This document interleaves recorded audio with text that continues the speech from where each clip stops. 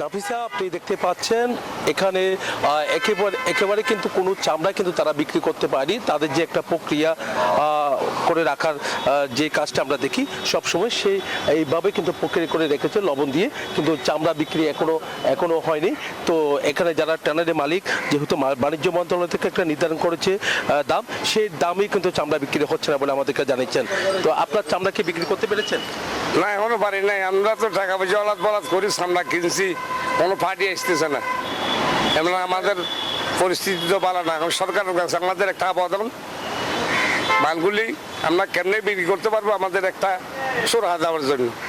আমরা তো এখন সরকার তো কোনো ট্যানারি আসতেছে না এখানে।